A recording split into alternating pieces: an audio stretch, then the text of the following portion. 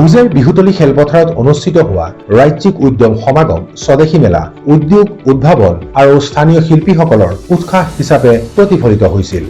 অসম ক্ষুদ্ৰ উদ্যোগ উন্নয়ন নিগম লিমিটেড আৰু জিলা উদ্যোগ আৰু বাণিজ্য কেন্দ্ৰ হুজাইৰ যৌথ উদ্যোগত আয়োজিত এই সমাগমে MSMEৰ ব্যৱস্থাক উজ্বলাই তোলাৰ লগতে দীৰ্ঘকালীন স্থানীয় উদ্যোগক প্ৰসাৰিত কৰাৰ লক্ষ্য ৰাখিছিল।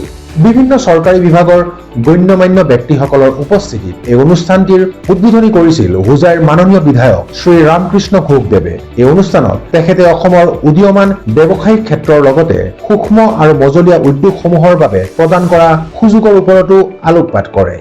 অসমৰ বিভিন্ন প্ৰান্তৰ পৰা অহা উদ্যোগীসকলে এই মঞ্চত একত্ৰিত হৈ পৰম্পৰাগত কাৰুকাৰ্য আৰু আধুনিক ব্যৱসায়িক উদ্যোগৰ বিস্তৃত পৰিসৰ প্ৰদৰ্শন কৰে, যিয়ে ঐতিহ্য আৰু ভৱিষ্যতমুখী উদ্যোগ দুয়োটাৰে পৰিচয় প্ৰদান কৰে।